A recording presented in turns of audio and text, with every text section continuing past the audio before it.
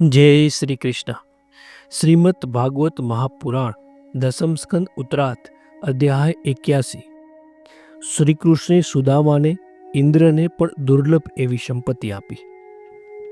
શ્રી સુખદેવજી બોલ્યા, બ્રાહ્મણ શ્રેષ્ઠ સુદામા સાથે એમ વાર્તાલાપ કરતા શ્રીહરિ સર્વ પ્રાણીઓના મનને જાણતા હોય મુખ મલકાવતા તેમને કહેવા લાગ્યા. સત્પુરુષોની ગતિ રૂપ બ્રાહ્મણ ભક્ત શ્રી કૃષ્ણ એ વખતે પોતાના પ્રિય મિત્ર સુદામા બ્રાહ્મણ સાથે વિનોદપૂર્વક પ્રેમયુક્ત દ્રષ્ટિ વડે જોઈ રહ્યા હતા. શ્રી ભગવાન બોલ્યા, હે બ્રાહ્મણ, તમે મારા માટે ઘેરથી શી ભેટ લાવ્યા છો? મારા ભક્તોએ મને થોડું પણ પ્રેમથી આપ્યું હોય તે મને ઘણું જ થઈ પડે છે, પરંતુ અભક્ત પુરુષોએ મને પુષ્કળ આપ્યું હોવા છતાં તે મને પ્રસન્ન કરવા સમર્થ થતું નથી. જે મનુષ્ય પત્ર પુષ્પ ફળ કે જળ મને ભક્તિથી આપે છે તેની એ ભક્તિથી આપેલી વસ્તુ હું જમી લઉં છું, કારણ કે તેનું મન શુદ્ધ હોય છે.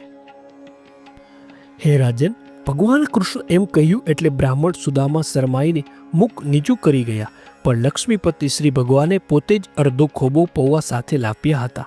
તે ન આપ્યા, પરંતુ ભગવાન તો સર્વ પ્રાણીઓના અંતઃકરણને જુએ છે. તેથી તેમણે સુદામાના આવવાનું કારણ જાણે મનમાં વિચાર કર્યો. આ મારો મિત્ર પહેલાં મને લક્ષ્મીની ઈચ્છાથી ભજતો ન હતો, પરંતુ પતિવ્રતા પત્નીનું પ્રિય કરવાની ઈચ્છાથી મારી પાસે આવ્યો છે. માટે હું દેવોને પણ દુર્લભ સંપત્તિઓ આને આપીશ. આવો મનમાં વિચાર કરી બ્રાહ્મણના વસ્ત્રમાંથી ચિત્રે બાંધેલા પૌવા ભગવાને પોતે આ શું છે એમ કંઈ લઈ લીધા અને ગાંઠ છોડી કહ્યું, ઓ મિત્ર, આ તો મને પરમ પ્રસન્ન કરે તેવી ભેટ તમે લાવ્યા છો. આ પૌવા સમગ્ર જગતના આત્મા એવા મને તૃપ્ત કરશે. એમ કહી ભગવાને તેમાંથી એક મુઠ્ઠી ખાઈ બીજી મુઠ્ઠી ખાવા લીધી. તેટલામાં તો ભગવાનમાં જ પરાયણ રહેનારી લક્ષ્મી દેવી રૂકમણીએ ભગવાનનો હાથ પકડી રાખ્યો અને કહ્યું, હે જગતના આત્મા, આ લોકમાં કે પરલોકમાં પુરુષને સર્વ સંપત્તિઓની સમૃદ્ધિ સારું આપને પ્રસન્ન થવા માટે આટલું જ બસ છે.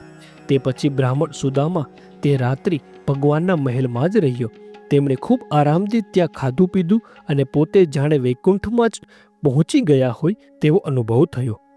તે પછી હે તાત, બીજે દિવસે સૂર્ય ઉગે ત્યારે જગતનું રક્ષણ કરનાર સ્વાનંદપૂર્ણ શ્રી ભગવાને વંદન કરેલો અને માર્ગમાં પાછળ જે પ્રિય વચનોથી પ્રસન્ન કરેલો તે બ્રાહ્મણ પોતાના ઘર તરફ ગયો. તેથી શ્રી કૃષ્ણ પાસેથી પ્રત્યક્ષ રૂમમાં કંઈ ધન મેળવ્યું નહીં અને પોતે શરમાઈને કંઈ માંગ્યું પણ નહીં. છતાં શ્રી કૃષ્ણના દર્શનથી જ તે શાંતિ પામ્યો. ઘેર જતા તે વિચાર કરતો હતો, બ્રાહ્મણનો હિતકારક દેવ શ્રી કૃષ્ણનું બ્રાહ્મણો પ્રત્યે આશ્ચર્યકારક પ્રેમાળપણું મેં જોયું. કારણ કે છાતીમાં લક્ષ્મીને ધરતા શ્રી કૃષ્ણ અત્યંત દરિદ્ર એવો મને જોતા જ ભેટી પડ્યા. મહાપાપી હું દરિદ્ર ક્યાં અને લક્ષ્મીનું રહેઠાણ શ્રી કૃષ્ણ ક્યાં?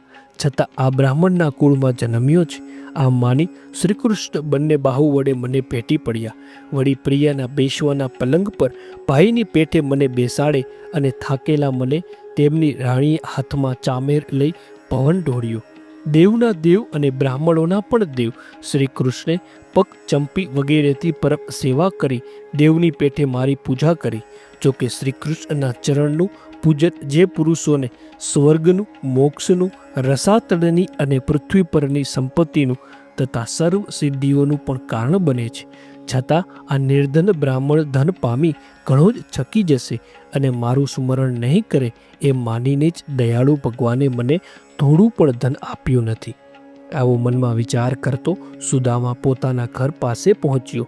તે સ્થળ સૂર્ય, અગ્નિ અને ચંદ્ર જેવા ચળહળતા વિમાનો તુલ્ય મહેલથી ચોતરફ વીંટાયેલું હોય તેની આસપાસ તરે હત રહેના બાગ બગીચા અને ફૂલવાડીઓમાં હતા.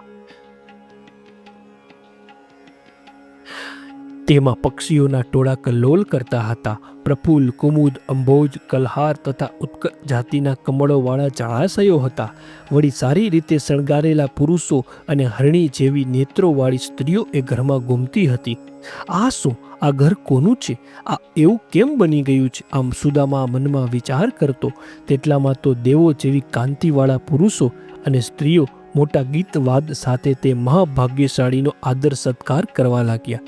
અને તેની સ્ત્રી પણ પતિને આવેલા જોઈ એકદમ આનંદ પામી ઘણો જ આદર કરતી કમળના વનમાંથી જેમ સાક્ષાત લક્ષ્મી દેવી નીકળે તેમ ઘરમાંથી ઝટ બહાર નીકળી તે પતિવતા સ્ત્રી પતિના દર્શન કરી પ્રેમ કરી અને ઉત્કંઠાથી અશ્રુ ભરેલા નેત્રોવાળી થઈ અને નેત્રો મીચી ખરેખર આ જ વંદનીય છે આવા નિશ્ચયથી નમીને મનથી ભેટી બ્રાહ્મણ સુદામા વિમાનમાં બેઠેલી દેવીની પેઠે દીપતી અને ગળામાં સોનાના આભૂષણો પહેરતી દાસીઓની વચ્ચે પ્રકાશતી તે પત્ની સાથે પોતાના ઘરમાં દાખલ થયા.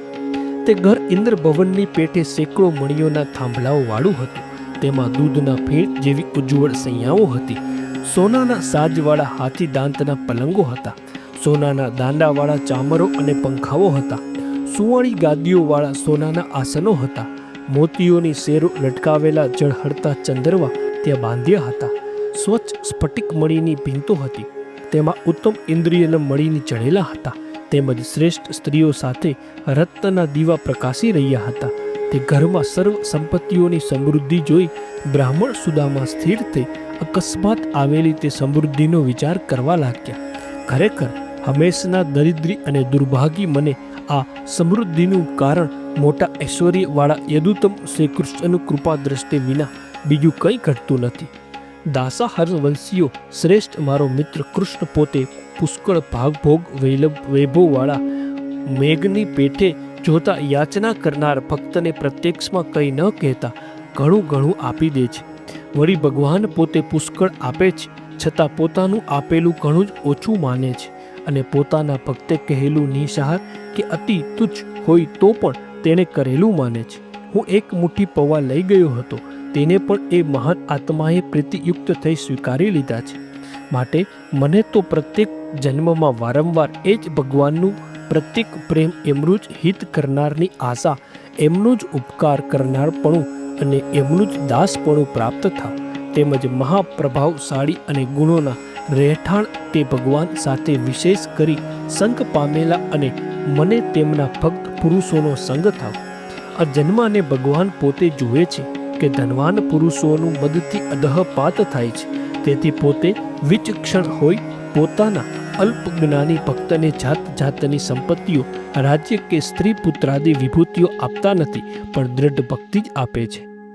બુદ્ધિથી એવો નિશ્ચય કરી શ્રીકૃષ્ણના અત્યંત ભક્ત સુદામાજી ધીમે ધીમે વિષયોનો ત્યાગનો અભ્યાસ કરતા તેમાં આસક્ત થયા વિના સ્ત્રી સાથે વિષયો ભોગવવા લાગ્યા. એ રીતે દેવોના દેવ અને યજ્ઞોના પતિ પ્રભુ શ્રીહરિની દ્રષ્ટિએ બ્રાહ્મણો જ પ્રભુ અને દેવ રૂપ છે. બ્રાહ્મણોથી બીજું ઉત્કૃષ્ટ નથી. તે પછી શ્રીકૃષ્ણ ભગવાનના મિત્ર તે સુદામા બ્રાહ્મણ એ રીતે કોઈથી ન જીતાયેલા ભગવાનને ભક્તોથી પરાજય પામેલા જોઈ તેમના ધ્યાનથી વેગથી અહંકાર રહિત થઈ થોડા સમયમાં સત્પુરુષોની ગતિરૂપ તેમના ધામને પામ્યા. બ્રાહ્મણોનું રક્ષણ કરનાર દેવ શ્રી કૃષ્ણનું સુદામાને સંપત્તિ આપવારૂપ આ બ્રાહ્મણ ભક્તપણું સાંભળી મનુષ્ય ભગવાનના ભક્તિભાવ પામી કર્મબંધનથી છૂટે છે.